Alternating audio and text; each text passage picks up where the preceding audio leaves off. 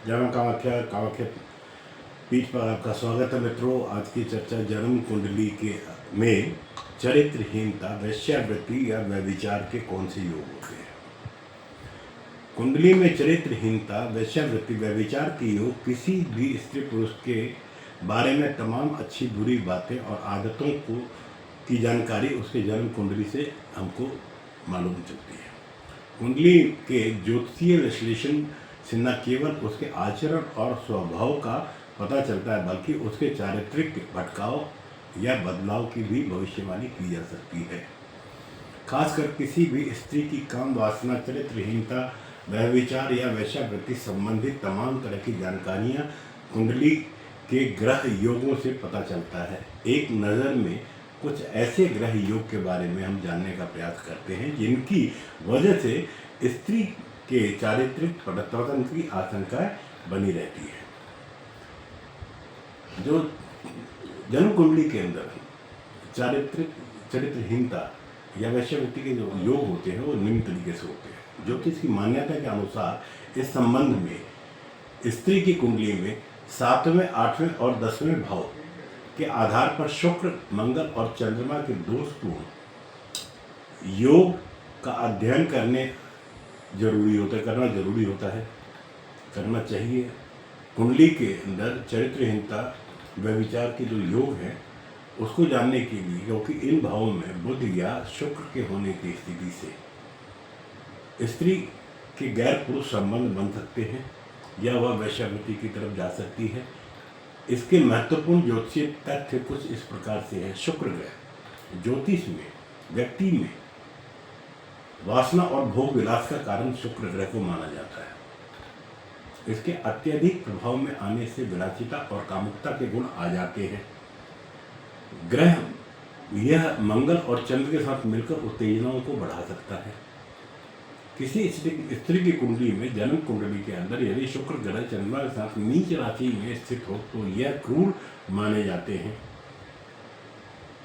क्रूर माने गए ग्रह के साथ में अगर मिल जाए तो ये चरित्रहीनता की ओर ले जाता है। अर्थात मंगल शुक्र ग्रह को अपने प्रभाव में लेने के बाद उस स्त्री को यौन आकांक्षाओं की पूर्ति के लिए बाध्य करता है और वह चारित्रिक सीमा को बेहिचक लांघ जाती है। नीच का शुक्र यदि किसी की कुंडली में शुक्र ग्रह मेष, सिंह, धनु, वृश्चिक में हो या फिर वह नीच के भाव में हो तथा मंगल, राहु, केतु या शनि के साथ योग करे, उस व्यक्ति में अत्यधिक यौन कामना की इच्छा जागृत हो जाती है।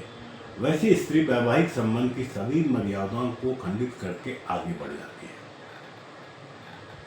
राहु केतु कुंडली में शुक्र मंगल का योग, यानी कि मंगल शुक्र की राशि में स्थित हो, साथ ही साथ उसका योग राहु केतु के लग्न या लग्नेश के साथ हो जाए, तब भी वासना पूर्ति हेतु वह अपराध तक करने से नहीं चूकता।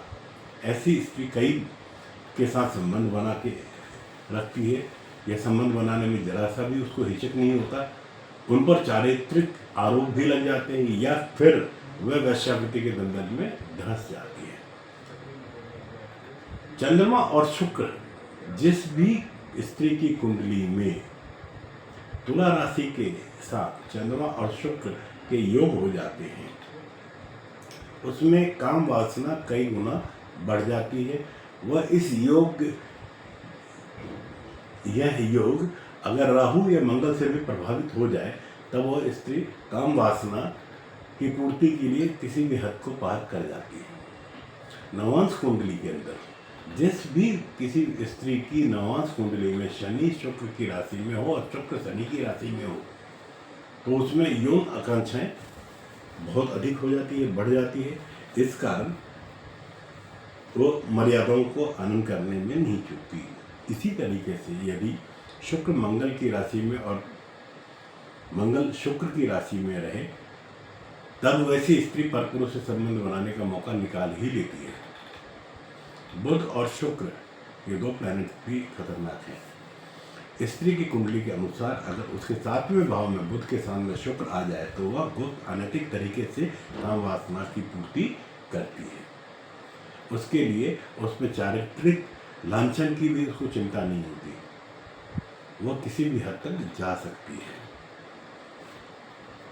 शुक्र और मंगल, किसी भी स्त्री की कुंडली के तीसरे भाव में शुक्र स्थित हो और मंगल से प्रभावित हो जाए तथा छठे भाव में मंगल की राशि होने के साथ साथ चंद्रमा 12वें स्थान पर रहे तो उसमें यौनाचार्य की तीव्रता बढ़ जाती है, जिसकी वजह से उसके चरित्र में पतन आ जाता है।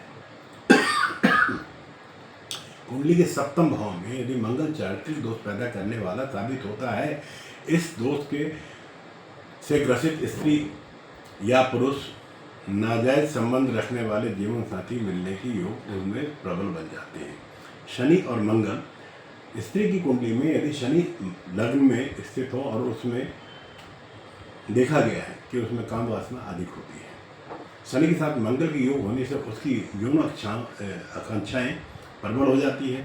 शनि का 10वें स्थान पर होना तथा भी स्त्री को कामुकता की ओर बढ़ाता है, जबकि शनि के चौथे भाव में होने पर वह यौनाचार्य करने के लिए बाध्य हो जाती है।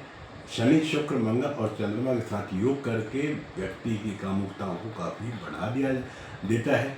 अब हम चंद्रमा की बात करें तो कुंडली में चंद्रमा के विभिन्न स्थान पर होने पर यह व्यक्ति की कामुकता को प्रभावित करता है। विशेषकर यदि चंद्रमा स्त्री की कुंडली के अनुसार 12वें भाव में मीन राशि में हो, तब वैसे स्त्री कई पुरुषों के साथ संबंध बना लेती है। चंद्रमा के 9वें भाव में होने पर स्थिति व्यभिचार के लिए प्रेरित करती है स्त्री को। यदि स्त्री की कुंडली में चंद्रमा उच्च का हो तब उसे प्रेम प्रसंग में सफलता मिलती है, लेकिन नीच की स्थिति होने पर दूसरे ग्रहों के शुभ नहीं होने पर देह व्यापार की तरफ भी वो अग्रसर हो जाती है। सप्तम भाव में चंद्रमा, जन्म कुंडली के सप्तम भाव में चंद्रमा होने पर उसके शनि के साथ योग बन जाने की स्थिति में वैसे स्थिति अपने जीवन साथी के साथ प्रेम नहीं कायम कर पाती, उसके प्रेम संबंध एक दूसरे पुरुष के साथ में बन जाता है। शनि और राहु ज्योतिष के अनुसार इन दोनों ग्रहों के योग को अच्छा नहीं माना जाता, खासकर किसी स्त्री की कुंडली में तो बिल्कुल भी नहीं माना जाता। यह योग से प्रभावित स्त्री वैश्यावृत्ति के प्रभाव में भी आ जाती है और अपने जीवन को बहुत कष्ट में जीवन गुजारती है। सप्तम में राहु, कुंडली के सप्तम भाव में राहु होने पर स्त्री विवाह के बाद अवैध संबंध बना ही लेती है। यहाँ तक कि इस दोष के कारण उसे जीवन साथी के साथ कई बार अवैध संबंध, जीवन साथी भी उसका कई बार अवैध संबंध बनाने वाला ही मिलता है। ऐसे लोग दाम्पत्य जीवन के प्रति बहुत लापरवाह होते हैं। सूर्य जन्म कुंडली का सप्तम भाव व्यक्ति की कामुकता और विवाह के उपरांत बनाए हुए संबंधों को दर्शाता है। ऐसे में यदि स्त्री की कुंडली में सप्तम भाव में सूर्य हो तो उसके नाजायज संबंध बन सकते हैं या फिर उसे अनैतिक संबंध बनाने वाला जीवन साथी भी मिल सकता है। ये कुछ योग हैं जिन पर आज मैंने आपके साथ चर्चा की कि कुंडली में कौन से योग हैं जो जातक को अवैध संबंध, वेश्यावृत्ति या उनके चारित्रिक पतन के कारण बनते हैं। आज की चर्चा आपको कैसी लगी कमेंट्स के माध्यम से ज़रूर हमको बताइएगा, और अगर आपने चैनल को सब्सक्राइब नहीं किया तो जाते जाते चैनल को सब्सक्राइब करें। आपका दिन शुभ हो। जय मां कामाख्या।